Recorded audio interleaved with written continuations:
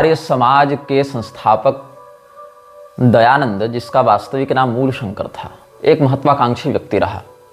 इस व्यक्ति की महत्वाकांक्षा ऐसी थी कि पूरे सनातन धर्मी इसको अपने सर्वोच्च गुरु के रूप में स्वीकार करें और वेदों के यथार्थ उपदेशक के रूप में मान्यता प्रदान करें। इस महत्वाकांक्षा के कारण इसने सनातन धर्म को जो क्षति पहुंचाई और इसके अनुयायी जो क्षति आज भी पहुंचा रहे हैं, वो अपने आप में अभूतपूर्व है और बहुत दीर्घ काल तक इसके आतंक सनातन धर्म को व्यथित करते रहेंगे।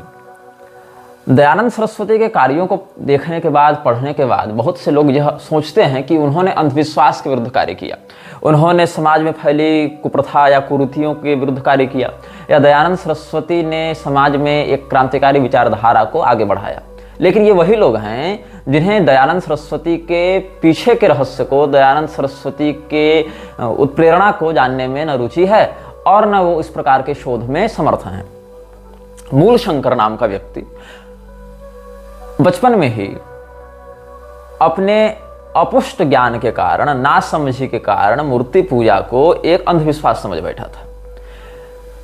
इस व्यक्ति में महत्वाकांक्षा थी अपने आप को योग्य, श्रेष्ठ और सम्मानित पद पर स्थापित करने की।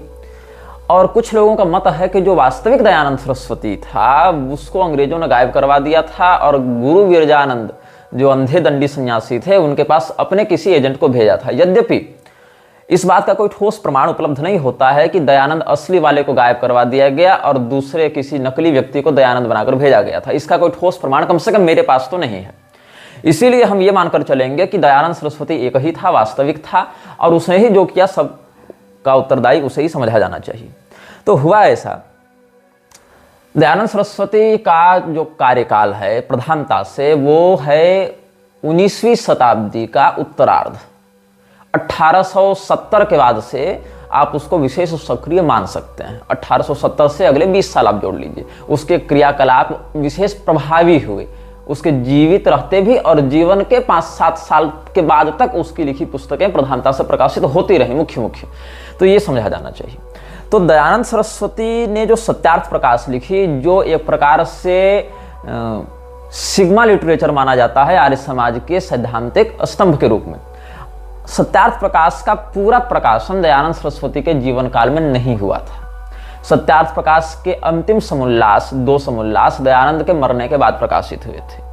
तो इसमें यह संभावना बिल्कुल हो सकती है और मेरी दृष्टि में है भी कि दयानंद ने जो सत्यार्थ प्रकाश लिखी थी, उस सत्यार्थ प्रकाश में बाद में बहुत सी ऐसी बातों को डाला गया जो दयानंद के भी विचारों के विरुद्ध थे।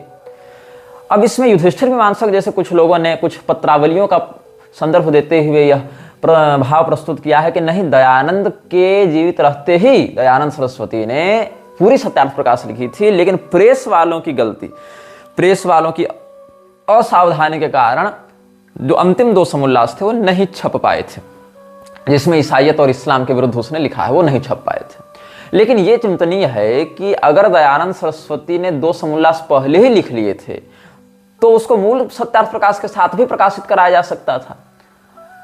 लेकिन दयानंद या फिर कम से कम ये कह देता कि हमारे जो अंतिम 2 समोल्लास हैं उसको हम स्वतंत्र किसी अन्य पुस्तक के रूप में प्रकाशित करेंगे, लेकिन सत्यार्थ प्रकाश में ही उसको डाला गया, दयानंद के मरने के बाद डाला गया, अंतिम 2 समोल्लास जोड़े गए। अच्छा, ये हो सकता है, समझ लो युधिष्ठिर मीमांसक की बातों को देखते हुए, कि जो सत्यार्थ प्रकाश में वर्णित बातें हैं जितनी लिखी जाती रही उतनी छपती रही।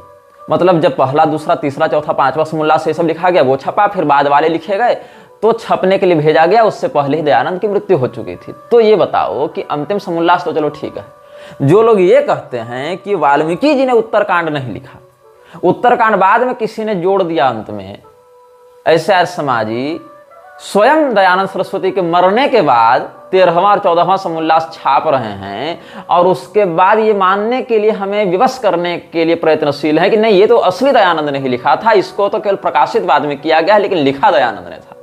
मतलब इनके लिए हमारे जो मान्य धर्मशास्त्र हैं वो प्रक्षिप्त हैं, वो मिलावटी हैं। लेकिन सत्यार्थ प्रकाश चाहे दयानंद के जिंदा रहते छपे, चाहे बाद में छपे, चाहे दूसरे भाव में छपे, चाहे उसमें अध्याय जोड़ दिए जाए, घटा दिए जाए, सब दयानंद का वास्तविक होता है।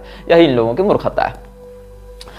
तो अगर मान लो कि बाद में भी जोड़कर छापा गया लेकिन वास्तविक रचनाकार दयानंद ही था, तो पहले के संस्करण में जो बातें छप चुकी थी, सैद्धांतिक बातें, टाइपिंग मिस्टेक तो खैर बदले जाते हैं, टाइपिंग मिस्टेक में तो उतना हम लोग भी सुधार करते हैं अपनी पुस्तकों में, पढ़ते पढ़ते ध्यान है, करें यहाँ तो ये टाइपिंग मिस्टेक है, इसको अगले संस्करण में सुधार लेंगे। लेकिन जो आधारभूत सिद्धांत ही लिखा गया है श्राद्ध प्रकरण इत्यादि में या अन्य जो विषय हैं उसमें, उन समस्त प्रकरणों को भी क्यों बदला जाने लगा?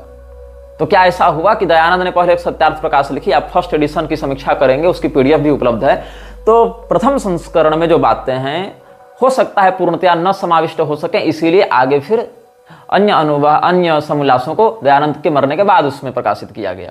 हो सकता है दयानंद ने लिख दिया हो पहले, लेकिन प्रकाशित बाद में किया गया। तो फिर ये बताओ कि उसमें जो बातें पहले छप चुकी थी उनको बिना बदले तुम दूसरे भागों को जोड़ते ना, तुम प्रथम संस्करण के भागों को भी बदल रहे हो, उसमें वर्णित बातों में भी परिवर्तन कर रहे हो। मतलब क्या है? मतलब यह है कि सत्यार्थ प्रकाश जैसे लौकिक पुस्तक में भी तुम्हारे कथित महर्षि की सिद्धांत निष्ठा नहीं है। हाँ, ये अवश्य हो सकता है, जैसे हमने कोई पुस्तक लिखी, अभी प्राप्त जानकारी के अनुसार हमने कोई बात लिखी, बाद में 5 साल 10 साल के बाद हमको समझ में आया कि नहीं, हमने तो वहां जो लिखा था वो बात इस मामले में गलत है या आधी अधूरी है या उसमें हमने कुछ गड़बड़ की, तो हम उसको पुनः दूसरी पुस्तक में यह लिखेंगे कि अमुक पुस्तक में हमने ऐसा लिखा था, किंतु अभी वर्तमान में हमें यह बोध हुआ है कि हमने जो लिखा वो उस समय उतना पुष्ट नहीं था, इसीलिए हम उसको शुद्ध करके यहाँ ऐसे लिख रहे हैं। यह भी विकल्प हो सकता है सदाचार के अनुसार, लेकिन नहीं, यहाँ पूरे के पूरे संस्करण में ही जो मूल बातें हैं दयानंद की, उनमें भी परिवर्तन किया गया है। तो आर्य समाज क्या कर रहा है? दयानंद सरस्वती के साथ भी छल कर रहा है, कपट कर रहा है। दयानंद की लिखी मूल सत्यार्थ प्रकाश में भी अपने मन से कुछ बातें जोड़ देना, कुछ बातें हटा देना और फिर उसको नए एडिशन में छाप देना, ये आर्य समाज कर रहा है। और इस सत्यार्थ प्रकाश के आधार पर ये लोग हमारे धर्मशास्त्रों को नकली और अप्रामाणिक और प्रक्षिप्त घोषित करने के लिए पहुंच जाते हैं। तो हम बता रहे थे आपको दयानंद के विषय में। तो दयानंद नामक इस महत्वाकांक्षी व्यक्ति को अंग्रेजों ने देखा कि इसको है ललक, इसको बढ़ना है ऊपर बढ़ने के लिए इसको चाहिए प्लेटफॉर्म, इसको चाहिए पैसा।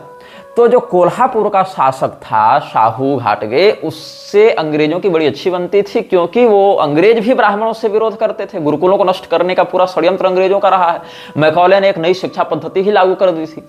तो गुरुकुलों को नष्ट कब किया जाएगा? जब ब्राह्मणों का वर्चस्व समाप्त होगा। तो ब्राह्मणों का वर्चस्व समाप्त होगा, गुरुकुल नष्ट होंगे, तो ईसाइयत आगे बढ़ेगी। तो क्या हुआ कि दयानंद सरस्वती भी इसी विचारधारा का व्यक्ति था, उसको ब्राह्मणों से बड़ी घृणा थी, इसीलिए उसने जन्मना वर्णम व्यवस्था के आधार पर कर्मणा वर्णम व्यवस्था की वकालत करना प्रारंभ किया। और ये जितने अंग्रेज पोषित लोग हैं सारे कर्मणा के समर्थक हैं, चाहे तुम प्रभुपाद को देख लो, चाहे दयानंद को देख लो, चाहे और योगानंद इत्यादि को भी देख लो, ये सारे लोग जन्माधारित शास्त्र मर्यादित वर्णम व्यवस्था के विरोधी हैं। ये सारे लोग छद्म ईसाई के रूप में प्रस्तुत होते रहते हैं, जिसमें कई बार खुलेआम भी और कई बार छद्म रूप से भी इन्होंने इस प्रकार के भावों को व्यक्त किया है। अब जैसे प्रभुपाद को विश्वगुरु बना दिया गया अखाड़ा परिषद के द्वारा, अभी कुंभ में कुछ दिन पहले एक और घटना घटित हुई थी। कोई गौरी शंकराचार्य है, गौरी शंकराचार्य भी अपने नाम के आगे ब्रह्मर्षि लगाने लगा है। वो त्रिकाल भवंता जो फर्जी है ना, वो शंकराचार्य लिखती है, उसने उसको विश्वगुरु बना दिया है। तो नाचो बैठकर, ये दो विश्वगुरु हो गए, है ना। उसको भी बना दिया, जैसे प्रभुपाद को इधर बना दिया। अरे भैया, अखाड़ा परिषद यहाँ चिल्लर पर बिकने वाली संस्था है, तुम तो डॉलर और पाउंड दे रहे हो उसको, तो क्यों नहीं तुमको बनाएगी? तुमको तो बाप बनाने के लिए अखाड़ा परिषद तैयार है, पैसा तो दो। फिर तो तुम ममता कुलकर्णी भी रहो तो तुमको आचार्य और धर्मगुरु और महामंडलेश्वर बना देगी वो लोग, अखाड़ा परिषद के लोग। तो जो विश्वगुरु वाली बात थी, प्रभुपाद को इन्होंने बना दिया। उसके बाद पता चल रहा है गौरी शंकराचार्य को किसी संस्था ने अखंड भारत रत्न दे दिया। भारत रत्न तो मिल नहीं रहा था, तो अखंड भारत रत्न के नाम से एक सम्मान दे दिया। और उस सम्मान का जो प्रमाण पत्र है उसको पढ़ोगे तो वहां भारत का जो स्पेलिंग है, उसकी जो वर्तनी है, BHARAT नहीं है, BAHRAT है, मैंने भारत है, वो भारत नहीं है। मतलब अखंड भारत रत्न भी दे रहे हैं अशुद्ध वर्तनी के साथ ये लोग। तो खूब जगत गुरु, महामंडलेश्वर, विश्वगुरु, आचार्य, पीठाधीश्वर, सब अभी ताबड़तोड़ प्रिंटिंग है। अब चेला बनते ही नहीं, अब सीधे गुरु बनते हैं। और गुरु बनने के लिए जिसके पास जितना बड़ा पैसा उतना बड़ा गुरु। तो दयानंद को चाहिए था पैसा, पैसा था शासकों के पास। तो ईसाई मिशनरियों को बढ़ाने के लिए और ब्राह्मणों को समाप्त करने के लिए क्या किया? शाहू ने हाथ मिलाया अंग्रेजों से और अंग्रेजों ने हाथ मिलाया साहू से, दोनों ने एक दूसरे से हाथ मिलाया, सत्ताधारी लोगों ने हाथ मिलाया, ब्राह्मणों पर अत्याचार किया। अब ब्राह्मणों के ऊपर सीधे सीधे अगर हम अटैक करेंगे तो हिंदुओं का समुदाय हमारे विरुद्ध हो सकता है, इसलिए हिंदुओं को दो भागों में बांटा। हिंदुओं का सर्वमान्य स्वतः प्रमाण्य ग्रंथ है वेद, तो वहां से पकड़ा वेद को, और दयानंद सरस्वती को कोल्हापुर के शासक ने स्पॉन्सर किया, और दयानंद सरस्वती और के आर्य समाज और उधर वामपंथियों के सत्यशोधक समाज दोनों को जोड़ दिया। इसका प्रमाण आपको रॉबर्टसन को जो साहू ने चिट्ठी लिखी थी 1918 ईस्वी में, उसमें इसका प्रमाण आपको प्राप्त हो जाएगा, जो पिछले अनुभाग में हमने पढ़कर सुनाया भी है कि कैसे उसने सत्यशोधक समाज और आर्य समाज दोनों को साथ में मिलाया और खूब पैसा दिया इन लोगों को। तो ये तो बाद की बात हुई, इससे पहले की बात, ये तो दयानंद के बाद 1918 में ऐसा हुआ, लेकिन उससे पहले की बात क्या हुई थी?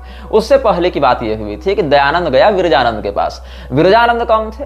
विरजानंद एक दंडी सन्यासी थे, लेकिन समस्या क्या है, ये अपने समय के रामभद्राचार्य थे। आता जाता कुछ नहीं था, लेकिन बोलना हर विषय पर है, यही जान लो, रामभद्राचार्य के समान। जबकि पतित को, अंधे को, नपुंसक को और विकल व्यक्ति को दंड संन्यास निषिद्ध है, लेकिन इसने दंड संन्यास ले रखा था। अपने नाम के आगे विरजानंद सरस्वती थे, तो दयानंद सरस्वती इसके पास गया, उसमें तो मूल शंकर था। दोनों बैठे। अब गुरु अगर सच्चा भी हो तो उसको क्या पता कौन आ रहा है, किसके द्वारा भेजा गया हो, उसको तो ऐसे भी कोई सेवक चाहिए था सेवा करने के लिए, तो दयानंद रहने लगा उसके साथ। अब नेत्रहीन लोगों के साथ क्या बात होती है कि अगर भगवान या किसी भी अंग से कोई अगर विकल हो, कोई विकलांग हो, तो क्या होती है, किसी एक अंग को अगर प्रकृति क्षीण करती है तो किसी दूसरे अंग में उसकी ऊर्जा को समाविष्ट कर देती है। जैसे कोई व्यक्ति अगर बहरा है तो देखी हुई बातों को बहुत अच्छे से याद कर सकता है, पढ़ी हुई बातों को बहुत अच्छे से याद कर सकता है। कोई अंधा है तो सुनी हुई बातों को बहुत अच्छे से याद कर लेता है, क्योंकि आंख वाला डाटा जो दिमाग में जा रहा है वो तो खत्म हो गया ना, अब केवल डाटा तो कान से जा रहा है, तो सिंगल सिग्नल से चैनल से सिग्नल आ रहा है तो पूरा याद रह जाता है उसको। तो इसीलिए विरजानंद को संस्कृत का अच्छा ज्ञान था। विरजानंद ने दयानंद को पढ़ाया बढ़ाया, और दयानंद के वास्तविक उद्देश्य से वो अवगत थे कि नहीं थे तो हमको अभी पुष्ट जानकारी नहीं है, लेकिन अगर अच्छे व्यक्ति भी होंगे तो भी दयानंद ने अपने नाम के आगे जो उपाधि लगाई दयानंद सरस्वती। हर बात पर ये लोग वेद की बात उठा कर ले आते हैं। हमें ये बताओ कि दयानंद सरस्वती ने अपने नाम के आगे जो आनंद सरस्वती शब्द लगाया, आनंद सरस्वती शब्द का वेद में कहाँ प्रमाण है कि कोई सन्यासी अपनी परंपरा के आगे आनंद सरस्वती लगावे अपने नाम के आगे? ये कहाँ है वर्णन वेदों में? वेदों में वर्णन तो है, दशनामी परंपरा के अंतर्गत एक दंड संन्यास के अंतर्गत शंकराचार्य जी ने यह बढ़ाया है, लेकिन तुम तो शंकराचार्य जी के अनुयायी नहीं मानते हो ना स्वयं को। दयानंद सरस्वती ने क्या स्वयं को शंकराचार्य जी की परंपरा का माना? नहीं माना, लेकिन लगाया क्या? आनंद सरस्वती, ताकि लोगों में प्रभाव जमे। आनंद सरस्वती और इंद्र सरस्वती ये दोनों परंपरा दशनामी के सरस्वती परंपरा में आते हैं, ऐसा शक्ति संगम तंत्र के छिन्नमस्ता खंड का वर्णन मत है। लेकिन क्या तुम शक्ति संगम तंत्र को प्रामाणिक मानते हो? तंत्र आगम इत्यादि को आर्य समाज तो प्रामाणिक नहीं मान रहा, लेकिन शक्ति संगम तंत्र में वर्णित आनंद सरस्वती परंपरा को ये उठाकर अपने में लगा लिया।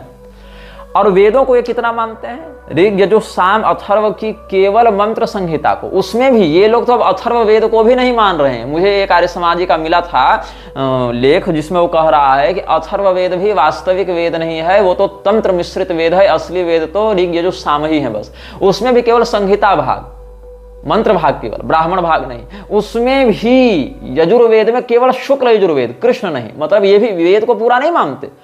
जबकि मंत्र ब्राह्मणयोर वेद नामधेयम्, मंत्र भाग और ब्राह्मण भाग दोनों को मिलाकर वेद संपूर्ण होते हैं। तो ये लोग जो वेद से प्रमाण दो, वेद से दिखाओ, वेद में कहाँ लिखा, ऐसा उद्घोष करते रहते हैं। तो वेद में कहाँ है? तुम्हारे द्वारा जिस वेद को मान्यता दी गई है कि ऋग्वेद का इतना ही मंडल, इतना ही सूक्त, इतना ही भाग हम वेद के रूप में मान्यता देंगे, उसमें कहाँ है? शुक्ल यजुर्वेद में कहाँ है? सामवेद में कहाँ है? अथर्व की जिस संहिता को तुम मानते हो उसमें कहाँ है कि आनंद सरस्वती लगाए व्यक्ति अपने नाम के आगे संन्यास लेने के बाद? वहां से तो तुम दिखा नहीं सकते हो। संन्यास इत्यादि का वर्णन संन्यासोपनिषद, नारद परिव्राजकोपनिषद, शुक्रहस्योपनिषद इत्यादि में प्राप्त होगा, परमहंस परिव्राजकोपनिषद इत्यादि में प्राप्त होगा, रुद्राक्ष जाबालोपनिषद, जाबाल रहस्योपनिषद, ये सब में प्राप्त होगा। उन सब उपनिषदों को तो तुम प्रामाणिक भी नहीं मानते हो, वेद ही नहीं मानते हो। तो तुम्हारी खुद की जो दयानंद सरस्वती का नाम वाला भी विषय है वो भी पुष्ट नहीं हो पाता। अस्तु, अब हम आगे बात करेंगे सत्यार्थ प्रकाश में जो बातें कही गई हैं, वो बातें इसके दिमाग में आई कहां से। तो इसके विषय में मैं बता रहा हूं। जॉन मूर नाम के एक विदेशी ने एक पुस्तक लिखी थी, नाम था मत परीक्षा। तो मत परीक्षा जो है वो जॉन मूर ने 1839-40 में ही लिख दी थी, दयानंद के लॉन्च होने से पहले ही लिख दी थी। तो क्या हुआ, रुडोल्फ जो था, फादर रुडोल्फ मिशनरी एजेंट था, उसने लुधियाना से प्रकाशित करवाया था। जॉन मूर की पुस्तक का नाम था मत परीक्षा। पहले वो संस्कृत में भी छपी थी, फिर हिंदी में भी छपी, अंग्रेजी इत्यादि में भी छपी। तो क्या हुआ, जो मत परीक्षा है उसको हमने पढ़ा और उसमें बहुत कुछ बातें ऐसी हैं जो कि पढ़ेंगे आप तो आप आश्चर्यचकित तो हो जाएंगे। उसमें एक भाग मैं आपको पढ़कर सुनाता हूँ, एक अंश। इसमें सत्यार्थी नामक एक व्यक्ति का संवाद है। सत्यार्थी नामक एक व्यक्ति सत्य की खोज में जाता है, फिर वो गुरु शिष्य का संवाद देखता है तो उसी को नोट करता है। ऐसी एक काल्पनिक बात लिखते हुए इन्होंने बातों को आगे बढ़ाया अंग्रेजों ने। तो मत परीक्षा का उद्देश्य क्या था, सनातन धर्म को खंडित करते हुए ईसाइयत को श्रेष्ठ बताकर उसकी स्थापना करना। ये किसका उद्देश्य था, मत परीक्षा नामक पुस्तक का उद्देश्य था, जो जॉन मुइर ने लिखी थी। तो मत परीक्षा से मैं आपको 3-4 श्लोक पढ़कर सुनाता हूं अभी। शिष्य क्या कहता है, शिष्य उवाच शास्त्रोक्तान्यवताराणि भवता कृत्रिमानि यत् मतानि तत्र को हेतु रीतिमाम वक्तुम अर्हसि। तो गुरु क्या कहता है, गुरु रुवाच अनिश्चिता यथा प्रायः पुराणस्थाः कथा समाः तथा विष्णुअवताराणाम् अपि वार्ता अनिश्चिता। कस्मिन् काले अवताराणां प्रादुर्भावो भवच्छितौ कस्मिन् काले च तद्वार्ता पुस्तकेषु समार्प्यत कस्मिन् काले च लोकास्तत्कथां मंतुं प्रचक्रिरे इत्यत्र विषये तत्त्वं विनिर्णेतुं न शक्नुमः। मयोक्ता दिदृशात् शिष्यावताराणामनिश्चयात् नाहिमः होना चाहिए ना, नाहिमः बहुत पुरानी प्रति है ना, नाहिमः प्रत्ययम कर्तुम तच्चरित्रेषु करेजित। इसी ऊपर समाप्यति होना चाहिए। वहां ऊपर में लिथो प्रेस से छपती थी ना, उस समय पत्थर से छपाई होती थी, पत्थर के प्लेटिंग बनते थे, तो उस समय लिथो प्रेस से छपती थी ये सब पुस्तकें। तो उसमें जो ह्रस्वई है, दीर्घई है, ये सब में कुछ व्यतिक्रम हो जाता था। नाहिमः प्रत्ययम कर्तुम तच्चरित्रेषु करेजित। अर्थ क्या है, अर्थ सुनकर क्या लगेगा, जैसे अगर कोई संस्कृत में सब श्लोक बतावे तो आपको लगेगा कि किसी शास्त्रीय धर्म ग्रंथ से ये सब बताए जा रहे हैं, लेकिन नहीं। 1840 ईस्वी में जॉन मुइर ने जो मत परीक्षा नामक पुस्तक लिखी थी, उसमें से हम ये आपको पढ़कर बता रहे हैं। इसमें शिष्य ने अपने गुरु से पूछा है कि आपने जो शास्त्रों में भगवान विष्णु के अवतारों को मनगढ़ंत बताया है, उसके पीछे क्या कारण है। क्योंकि ईश्वर त्रिविध रूप में प्रतिभाषित होता है, पिता, पुत्र और आत्मा, मतलब सदात्मा, मतलब heavenly father and his son and the Holi spirit. ये तीनों की बात जो ईसाई कहते हैं, उसी बात को सिद्ध करने के लिए जॉन मूर ने मत परीक्षा लिखी थी। इसमें इसने कहा कि हम पुराणों को प्रमाण नहीं मानते और हम भगवान विष्णु के अवतारों को भी प्रामाणिक नहीं मानते, मनगढ़ंत मानते हैं। तो शिष्य ने पूछा कि शास्त्रों में वर्णित अवतारों को आप कृत्रिम कहते हैं, आप मनगढ़ंत बोलते हैं, इसके पीछे क्या कारण है। तो गुरु क्या समझाता है, ये सब काल्पनिक बातें इसने लिखी हैं। गुरु क्या समझाता है कि पुराणों की कथाएं अनिश्चित हैं, उसी प्रकार विष्णु के जो अवतार कहे गए हैं उनका चरित्र भी निश्चित नहीं है। किस काल में वे अवतार धरती पर अवतरित हुए, किस काल में उनका चरित्र ग्रंथों में लिखा गया, इसका कोई ठौर ठिकाना नहीं है। किस काल में लोग उनकी कथाओं को मानने लगे, इस विषय में भी हम निर्णय नहीं ले सकते हैं। इसलिए हे शिष्य, मैंने जो इस प्रकार अवतारों के बारे में अनिश्चितता बताई है, इस कारण से उनके चरित्र पर हम विश्वास नहीं कर सकते। अब देखो, दयानंद से लेके आज तक के जितने नास्तिक, वामपंथी, अंबेडकर, ये सब जितने हुए हैं, ये जितने लोग हमारे धर्मशास्त्रों पर आघात करते हैं, उनका आधार कौन था, यही जॉन मूर की मत परीक्षा का सत्यार्थी था। तो संस्कृत में क्यों लिखा इसने, क्योंकि एक और भारत की जनता संस्कृत से अनभिज्ञ हो जाए, इस प्रकार का षड्यंत्र ये कर रहे थे। दूसरे, बाद में जब ये लोग संस्कृत पढ़ेंगे तो इन पुस्तकों को संस्कृत में लिखा जानकर प्रामाणिक समझेंगे। संस्कृत में अगर हम कोई अपशब्द भी लिख दें तो लोग जो संस्कृत नहीं जानते उनको तो वो मंत्र ही प्रतीत होगा। तो संस्कृत में लिखे वाक्यों को प्रमाण समझेगी और लोगों का ब्रेन वॉश करने में हमको सुविधा होगी। ये षड्यंत्र था जॉन मूर का। और जॉन मूर ने जब ये सब लिखा तो और भी इसने कुछ कुछ लिखा है, मैं आपको पढ़कर सुनाता हूं जॉन मूर की पुस्तक से ही। तो भाई ये तो इसने माना नहीं ये सब, और कहता है कि ये सब जो इसने जब पूछा कि हम तो फिर क्या माने, किस बात को माने, कि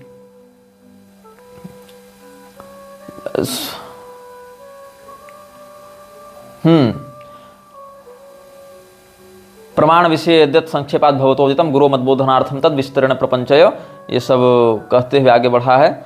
इसमें आप 4 अध्याय 5वें अध्याय में बढ़ेंगे। असंभवा कथा येषु प्रबंधेषु च संस्थिता तेषां सुसावधानेन परीक्षा कर्तुमर्हते, ये सब करते हुए आगे बढ़े हैं।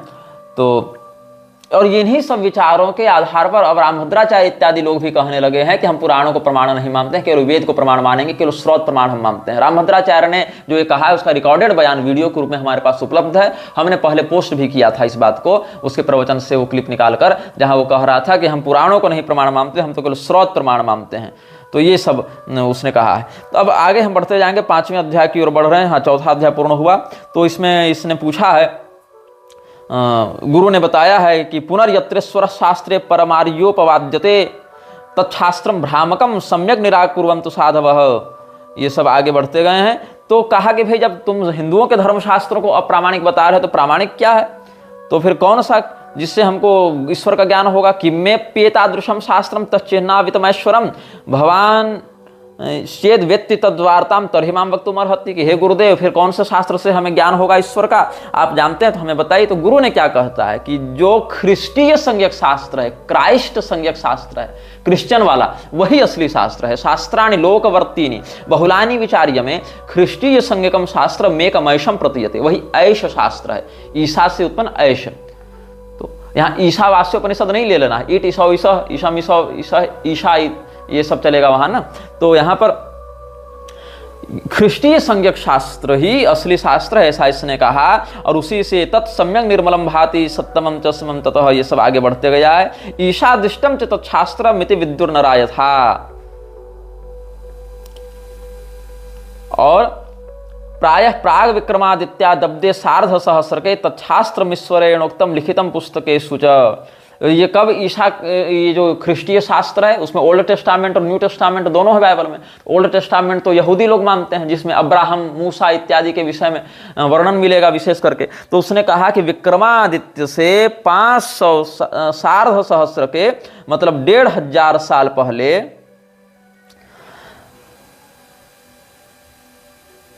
अब्दे सार्ध सहस्र के, यहाँ स का जो है सार्ध शब्द का है, मतलब सहस्त्र और उसका और आधा।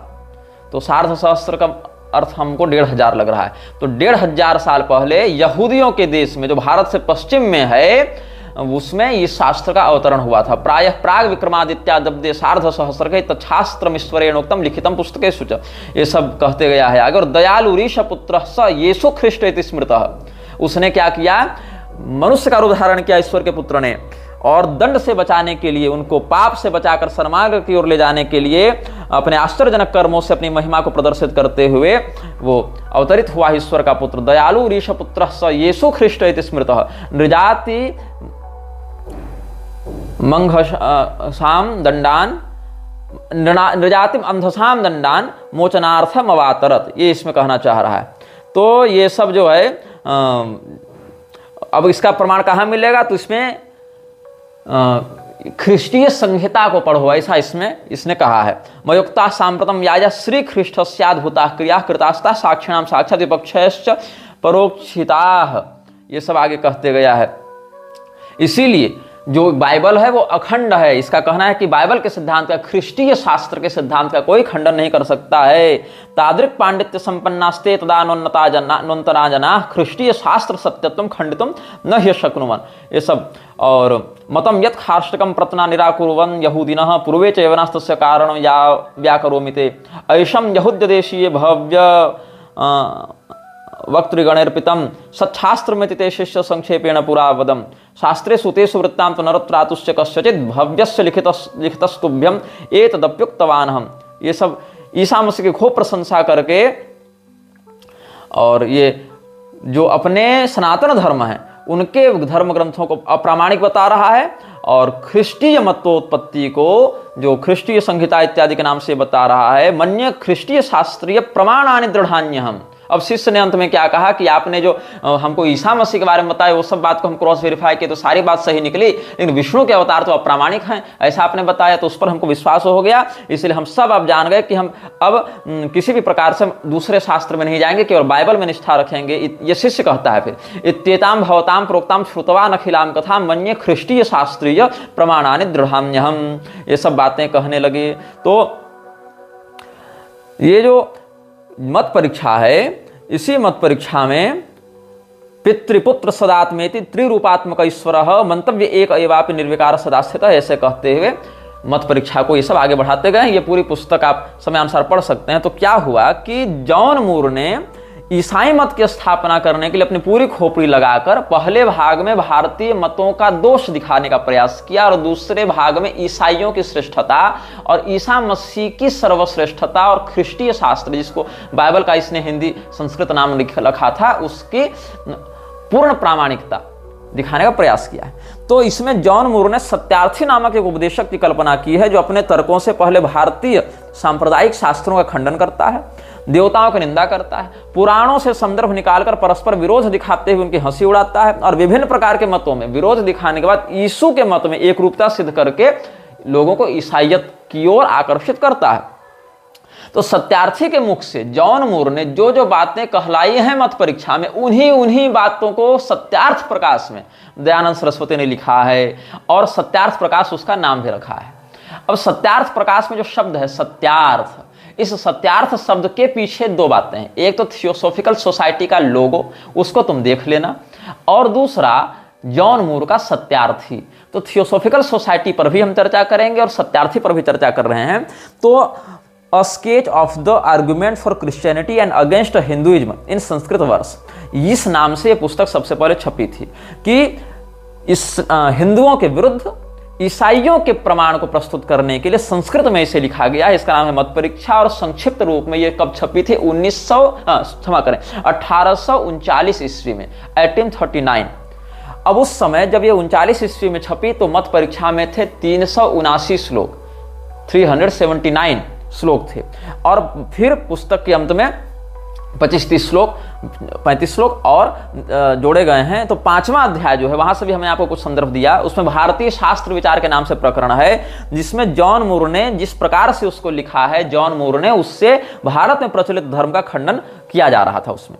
तो जॉन मिल ने एक पुस्तक लिखी थी श्री कृष्ण संहिता के नाम से, ईसाई संहिता के नाम से, और उसको ये श्रीमद् भगवत गीता के समानांतर बता रहा था। तो देख लो आज के इस्कॉन क्या कह रहे हैं कि गीता क्या है? बाइबल का सीक्वल है, और ये लोग भी गीता के समानांतर ख्रिस्टी संहिता लिखने की बात कर रहे थे, और उसी का संदर्भ दिया है जॉन मूर ने मत परीक्षा में और कहा कि श्री कृष्ण संहिता, कृष्ण संहिता नहीं, ख्रिस्ट संहिता, क्राइस्ट संहिता ही प्रामाणिक ग्रंथ है, और वो ईसा मसीह का जो दिव्य चरित्र है उसी से तुम प्रमाण ग्रहण करो। तो जॉन मूर ने जो भी लिखा था उसका उद्देश्य क्या था? ईसाई धर्म का प्रचार। और मत परीक्षा के नाम से 1840 में भी फिर पुनः प्रकाशित हुआ, जिसमें श्लोकों का विस्तार किया गया। और जॉन मूर का, और हम आपको यहाँ से जो सत्यार्थी इत्यादि के माध्यम से उसने बताया है, तो इसमें और देखिए, गुरुर्वाच आचारान भारतीया या ननुतिष्ठन्ति सांप्रतम न वेदार्थानुकूलास्ते बहुधा विकृतिस्त्वभूत न वेदतोर्चनाम कोपि सम्यक् आचरति द्विजः प्रायश्च नावगच्छन्ति तन्मतानि बुधा अपि यथोक्तं प्राङ्मया शिष्य तथा धर्ममतादिषु विकारं क्रमशः प्राप्तान् विद्धि भारतवासिनः तस्माच्चाधुनिकाः विप्राः पुराणोक्तमतानुगाः वेदत्यजः प्रतीयन्ते न तु वेदानुयायिनः धर्मस्याधुनिकस्यातः खण्डनं यश्चिकीर्षति किं खण्डनेन वेदानाम् अस्तित्वस्य प्रयोजनं सिद्धे पौराणिकानां हि मतानां खण्डने स्फुटे धर्मस्याधुनिकस्यापि खण्डनं सिद्ध्यति ह्यलम्। इन श्लोकों का अर्थ क्या है? जॉन मूर ने क्या लिखा है?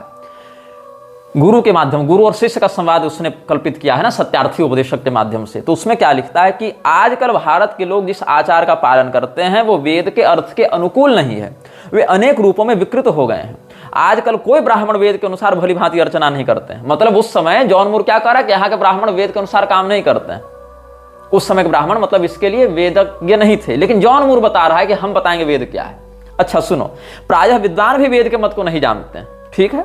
हे शिष्य, जैसा कि मैंने पहले कहा कि धर्म और मतों में भारत के लोगों को विकृत माने, मतलब भारत के लोग धर्म और संप्रदाय के विषय नहीं जानते। विकारः क्रमशः प्राप्तान विद्धि भारतवासिनः कस्मिन् विकारम प्राप्तान धर्म मतादिषु। इसीलिए आजकल के ब्राह्मण पुराणों के अनुयायी हो गए, वेद को नहीं जानते हैं, ऐसा इसने दावा किया। तस्माच्च आधुनिका विप्राः पुराणोक्त मतानुगाः वेदत्यजः प्रतीयन्ते न तो वेदानुयायिनः धर्मस्य आधुनिकस्यातः खण्डनं यश्चिकीर्षसि। इसीलिए वर्तमान में आधुनिक ब्राह्मण पुराणों के मतों के अनुयायी हैं, जो वेदों का परित्याग करने वाले प्रतीत होते हैं, वे वेद के अनुयायी नहीं हैं। अतः वर्तमान में प्रचलित धर्म का खंडन करने की इच्छा जो करते हैं उन्हें वेदों के मतों का खंडन करने की आवश्यकता नहीं है। पौराणिकों का मत यदि खंडित हो जाता है तो आधुनिकों का मत भी खंडित हो जाएगा, जो कि पर्याप्त है। सिद्धे पौराणिका नाम ही मतानाम खंडन स्फुटे धर्मस्य आधुनिकस्यापि खंडनम सिद्धति ह्यलम। तो भारत में ईसाई मत के प्रचार के लिए पौराणिक मतों का खंडन कर देना ही जॉन मूर का उद्देश्य था। स्पष्ट कहता है कि यदि हम पौराणिकों का मत खंडित कर देते हैं तो वेद का खंडन करने की आवश्यकता नहीं रहेगी, क्योंकि वेद को तो लोग जान नहीं रहे अधिक। अच्छा, वेदाधिकार सबके पास है भी नहीं, वेद तो क्रमशः परंपरा प्राप्त ग्रंथ हैं। तो अगर पौराणिक मत के ही माध्यम से हिंदू धर्म आगे बढ़ रहा है, लोग अधिकाधिक, क्योंकि स्त्री शूद्र द्विज बंधु नाम त्रयी न श्रुति गोचरा, स्त्री शूद्र और पतित ब्राह्मण क्षत्रिय वैश्य आदि तो वेदाधिकार रखते नहीं, इसीलिए वो वेद ज्ञान से रहित हैं। तो उनको वेद कैसे प्राप्त होगा? तो उनको वेद प्राप्त होगा पुराणों से। वेद का जो मर्म है, ज्ञान है, वो पुराणों से प्राप्त होगा। इसीलिए अगर हम पुराणों को ही खंडित कर देते हैं सीधे सीधे, तो वो एक बहुत बड़ा वर्ग सीधे सीधे वेद के भी ज्ञान से रहित हो जाएगा, और बाकी पुराण के खंडन से हम सीधे वेद के मत का भी खंडन कर देंगे। इसीलिए अलग से वेद के खंडन की आवश्यकता नहीं है, केवल पौराणिक मत पर प्रहार करो, पुराणों पर चोट करो। इससे क्या होगा कि वेद भी स्वतः खंडित होने लग जाएंगे। तो इसने क्या किया, जॉन मूर की इस बात से स्पष्ट उद्देश्य पता चला कि ईसाई धर्म के प्रचार के लिए, ईसाई मत के प्रचार के लिए इसने पौराणिकों के सिद्धांत का खंडन करना है पर्याप्त समझा। इसीलिए जॉन मूर ने मत परीक्षा में सत्यार्थी के माध्यम से पुराणों पर जो आघात करवाया, उसी बात को उठाकर दयानंद ने सत्यार्थ प्रकाश में पौराणिकों पर आक्षेप करना प्रारंभ किया। क्योंकि अगर वो खंडित होगा तो कौन खंडित होगा? सीधे सीधे सनातन धर्म, और उसको ईसाई बनाने में सुविधा होगी। इसीलिए दयानंद के एक निकटवर्ती व्यक्ति ने भी अपने संस्करण में इस बात को पुष्ट किया है। किसने किया है और इसका प्रमाण कहां मिलेगा, यह हम आपको बताते हैं।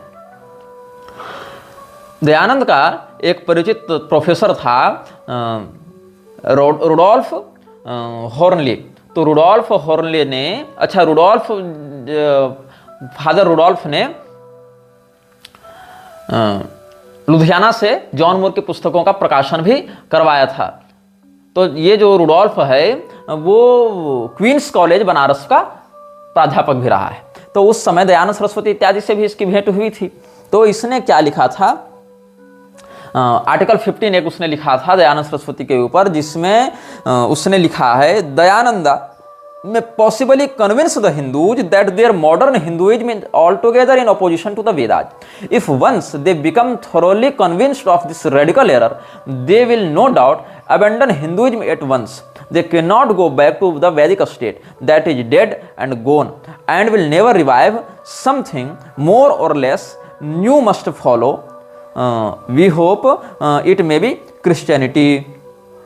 और रिप्ली ने बिलीव इट और नॉट में लिखा था, जो पॉकेट बुक्स इनकॉर्पोरेशन से भी छपी है, न्यूयॉर्क से छपी है, उसके 26वें संस्करण के 14वें पृष्ठ में बिलीव इट और नॉट में रिप्ली ने लिखा है, the curse of India is the Hindu religion. More than 200 million people believe a monkey mixture of mythology that is strangling the nation. He who yearns for God in India soon loses his head as well as his heart. मतलब भारत में जो हिंदू धर्म है वही भारत का अभिशाप है. अंग्रेजों ने क्या सिद्ध किया भारत में कि हिंदू धर्म ही अभिशाप है भारत का. इसीलिए सत्य शोधक समाज हो चाहे आर्य समाज हो, इन्होंने सीधे सीधे हिंदू धर्म पर ही चोट करना आरंभ किया, चाहे वो वामपंथियों के माध्यम से हो चाहे आर्य समाज के माध्यम से हो. और क्या लिखा है रिप्ली ने, अंग्रेजों ने क्या बताया कि 200 मिलियन मतलब 20 करोड़ से अधिक हिंदू एक खिचड़ी मैथोलॉजी पर, एक उलझे हुए अंधविश्वासी मैथोलॉजी पर विश्वास करते हैं, जो इस पूरे देश का गला घोंट रहा है. जो भारत में ईश्वर की खोज कर रहा है वो व्यक्ति शीघ्र ही अपना माथा और दिल दोनों गंवाएगा. मतलब इस प्रकार से इन्होंने हिंदुओं के प्रति नफरत का बीज बोया था, घृणा का बीज बोया था. और हिंदुओं को धर्मशास्त्र का ज्ञान कहां से मिल रहा था, तो सीधे सीधे ब्राह्मणों से प्राप्त हो रहा था, क्योंकि धर्मोपदेशक तो ब्राह्मण थे. इसीलिए ब्राह्मणों के विरुद्ध भी इन लोगों ने अत्याचार किया. तो रुडोल्फ ने जो बात कही थी उस बात को कहां पर आप प्रमाण के रूप में देख सकते हैं. इस बात को द क्रिश्चियन इंटेलिजेंस कलकत्ता से मार्च 1870 में छपी थी. क्रिश्चियन इंटेलिजेंस और आर्य समाज बाय लाजपत राय जो 1932 में छपी थी, उसमें भी इसका संदर्भ दिया गया था. और वेस्टर्न इंडोलॉजिस्ट और स्टडी इन मोटिव्स, ये भगवत दत्त का लिखा हुआ था, भगवान दत्त का, उसमें भी ये बात छपी हुई है. तो द क्रिश्चियन इंटेलिजेंस में जो छपी थी कब, 1870 ईस्वी में. रुडोल्फ हॉर्नली ने क्या कहा था. अच्छा, रुडोल्फ ने मत परीक्षा का संस्करण छपवाया था हिंदी में 1868 ईस्वी में, 1868 में रुडोल्फ ने छपवाया जॉन मूर की पुस्तक मत परीक्षा. और 1870 में क्या कहता है ये रुडोल्फ होनली? दयानंद हिंदुओं के मन में यह बात भर देना चाहते हैं कि आज का हिंदू धर्म वैदिक हिंदू धर्म के पूर्णतया विपरीत है, और जब यह बात हिंदुओं के मन में बैठ जाएगी तो वे तुरंत हिंदू धर्म का त्याग कर देंगे। पर तब दयानंद के लिए उन्हें वैदिक स्थिति में वापस ले जाना संभव नहीं होगा। ऐसी स्थिति में हिंदुओं को एक विकल्प की खोज होगी जो उन्हें हिंदू से ईसाई धर्म की ओर ले जाएगी। ये बात किसने कही थी? प्रोफेसर रुडोल्फ ने कही थी। तो ये बात कब कही उसने?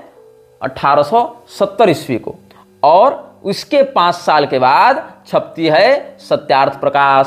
अब समझ लो किसने कहां से कॉपी की। 1840 में जॉन मूर ने लिखी मत परीक्षा। 1868 में रुडोल्फ ने उसको छपवाया हिंदी में। 1870 में रुडोल्फ कहता है कि दयानंद सरस्वती ही वो व्यक्ति है जो हिंदुओं के मन में ये भरोसा दे सकता है कि पुराण और वैदिक मत दोनों अलग हैं, और जब इस प्रकार से एक बार टूटेंगे ये तो फिर वो तो वैदिक बन नहीं पाएंगे फिर ऐसे भी, क्योंकि पुराण के अभाव में वेद का वो तात्पर्य ही नहीं समझ पाएंगे। इसीलिए उनको ईसाईयत की ओर ले जाना ज्यादा सरल होगा। और दयानंद ने इसके 5 साल के बाद लिखी सत्यार्थ प्रकाश, जिसमें जॉन मूर की पुस्तक मत परीक्षा के सत्यार्थी वाले कैरेक्टर से ही जो बातें कहलाई गई थी उसी को उठा कर उसने बातें छापी। और पैसा इसको किसने दिया? स्पॉन्सर किसने किया? अंग्रेजों ने किया, थियोसॉफिकल सोसाइटी ने किया। बाद में ईसाई मिशनरियों को प्रोत्साहित करने वाले साहू घाट के कोल्हापुर के शासक ने स्पॉन्सर किया। इस बात को आर्य समाजी भी आजकल के लोग नहीं जानते। मैं बचा रहा हूं, मैं आजकल के आर्य समाजियों को भी इस षड्यंत्र से बचाने के लिए सब बातें कह रहा हूं। तुम इस बात को क्रॉस वेरीफाई भी कर सकते हो कि मैं जो कह रहा हूं वो सही है कि गलत है। अब हम आते हैं वापस अपने पूर्व विषय पर, जॉन मूर पर आते हैं। तो 1839 में जब जॉन मूर ने ये सब बातें लिखी थी तो क्या हुआ? सत्यार्थ प्रकाश में जिस प्रकार से पुराणों को या को धूर्तों या मूर्खों की रचना कही गई है, पौराणिकों को पोप के समान कहा गया है, पौराणिक पोप कहा गया है, उससे स्पष्ट होता है कि जॉन मूर के संकल्पित कार्यों को दयानंद सहायता पूर्वक आगे बढ़ा रहा था। अब मत परीक्षा जब छपी 1839 में, तब क्या हुआ? महाराष्ट्र में सुबाजी बापू ने इस मत परीक्षा का खंडन किया, लेकिन चूंकि उस समय अंग्रेजों का शासन था इसीलिए सीधे सीधे अपने जान को खतरे में डालना भी उचित नहीं था। तो उन्होंने एक छद्म नाम का प्रयोग किया, नाम रखा सोमनाथ। और सोमनाथ के शिरोनेम से लेखक का एक अलग अलग नाम होता है ना, तो उन्होंने 1800 जैसे ही पुस्तक छपी उसी वर्ष उन्होंने लिखा मत परीक्षा शिक्षा, और इसमें इन्होंने जॉन मूर का खंडन किया। तब उसके बाद 1840 में जब इसका थोड़ा सा एक्सटेंडर वर्जन इसने छापा तो बंगाल से खड़े हुए हरचंद्र तर्क पंचानन, इन्होंने मत परीक्षोत्तर लिखकर उसका खंडन कर दिया जॉन मूर का। तब जॉन मूर ने क्या किया? इसके बाद और है, जैसे इसमें के.एम. बनर्जी ने इसका वर्णन किया है, scriptures upon Harchandra Tarkapanchanan answer to Mr Muir's Mata Pariksha and upon Babu Kashinath Basu's tract on Hinduism and Christianity truth defended and error exposed. Kashinath Basu ने लिखा था, उसमें भी ये बात का वर्णन है। अब जब दो बार इसका खंडन हो गया, 1839 में जब इसने मत परीक्षा लिखी तो सोमनाथ के नाम से सुबाजी बापू ने इसका खंडन कर दिया। 1840 में फिर से इसने रीएडिशन निकाला कुछ बातें जोड़ तोड़ कर, तो उसमें फिर जो बंगाल के हरचंद्र तर्क पंचानन थे उन्होंने खंडन कर दिया। तब इसने क्या किया? On the arguments by which the alleged eternity of the Vedas में बी रिफ्यूटेड, इस नाम से इसने एक दूसरा एक लेख छापा जिसमें 1840 का जो एडिशन था उसको भी इंक्लूड किया जॉन मूर ने। इसमें क्या इसने सिद्ध किया कि वेद जो है वो अपौरुषेय नहीं है। पुराण वाली बात तो चल नहीं रही थी, पहले तो वेदों का खंडन इसने किया नहीं था, पुराणों का खंडन किया केवल, तो पुराणों का खंडन का तो समुचित उत्तर मिल गया। तब इस कहा कि अब सीधे वेद पर ही आते हैं, तो वेदों का खंडन करने लगा जॉन मूर, वेदों की अपौरुषेयता का खंडन करने लगा। एक और ये वेदों को अप्रामाणिक बताते हुए खंडन करते जाते, दूसरी ओर मैक्स मुलर जैसे लोगों से वेद के अनर्थपूर्ण व्याख्या को आगे बढ़ाते जाते, ताकि अगर कोई व्यक्ति हमारी बात को ए वाली बात को मानकर कहता है, ए और बी दो पक्ष हो गए, एक पक्ष मानता है कि वेद अप्रामाणिक है, जॉन मूर वाला पक्ष, और दूसरा पक्ष मानता है कि वेद प्रामाणिक है, मैक्स मुलर वाला, लेकिन उसका अर्थ हम बताएंगे। तो क्या इसने किया? ए वाले पक्ष में अगर कोई हिंदू निष्ठा रखता है तो वो वेदों को अप्रामाणिक कहेगा, अपौरुषेय मानेगा नहीं, और कहेगा ये तो फर्जी बातें हैं, तो भी वो ईसाई बनेगा। और अगर वो गलती से मेरी बात से कन्विंस नहीं होता है तो वो मैक्स मुलर को पढ़ेगा वेद की जानकारी के लिए, और मैक्स मुलर के अर्थ के अनुसार वेद समझने का प्रयास करेगा, जो कि वेद का अविशुद्ध अर्थ है भी नहीं, वेद का वास्तविक तात्पर्य है भी नहीं। तो वहां से फिर वो वेद की विकृत व्याख्या पढ़कर आएगा ईसाइयत की ही शरण में।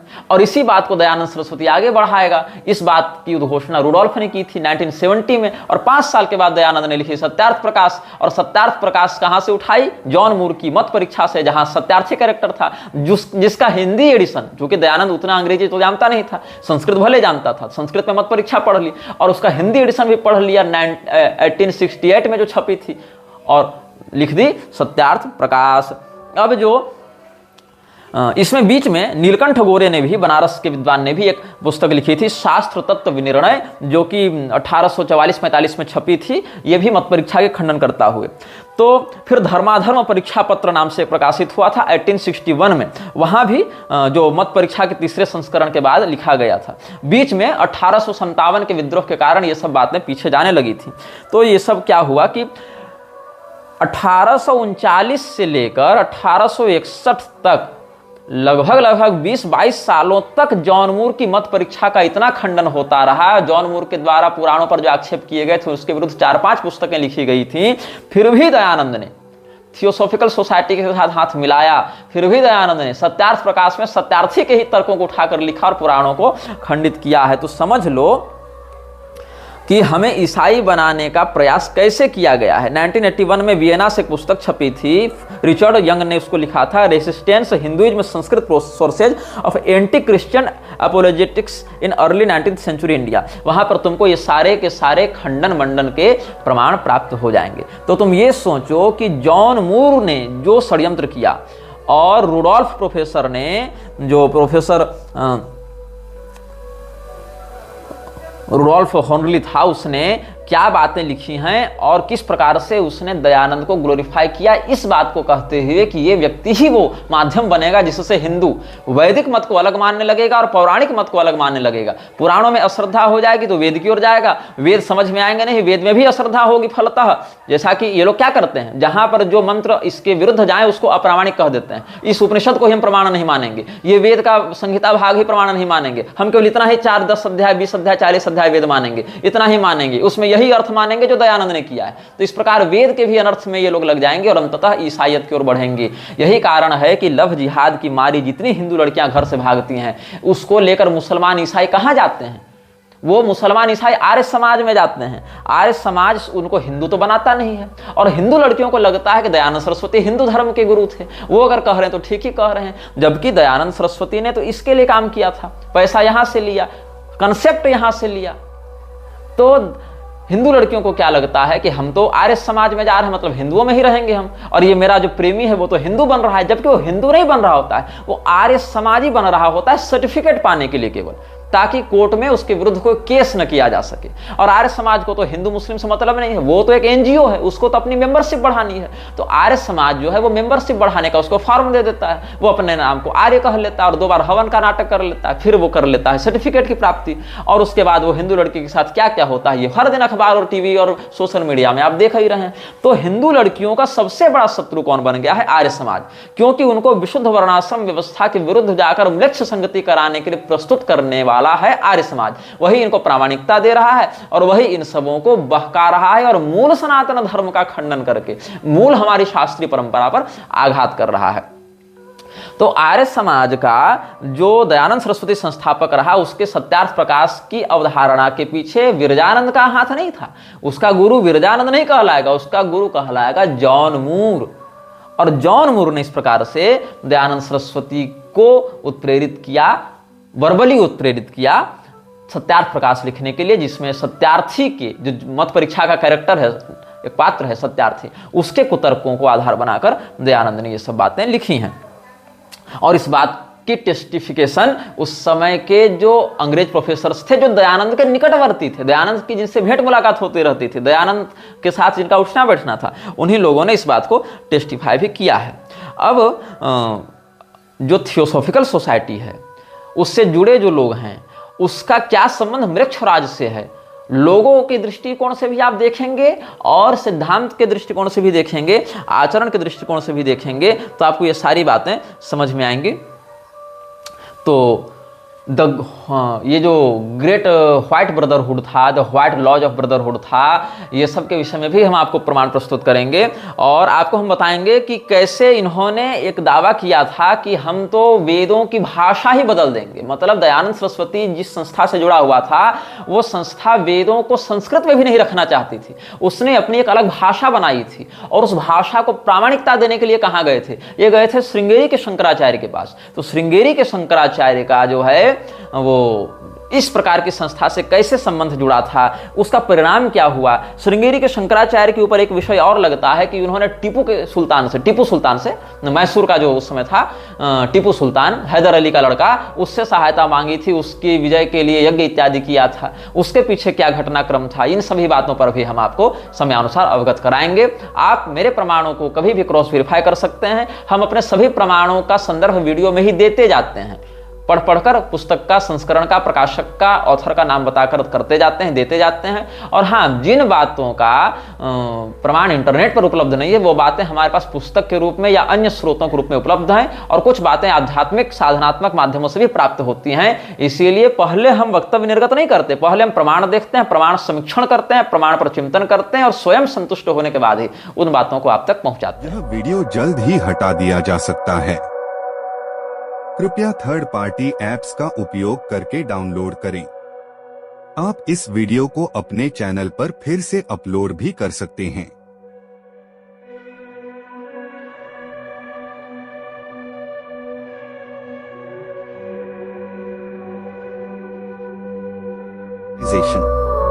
This video may get deleted soon. Please download using third party apps. You may also re-upload this video on your channels. Thank you.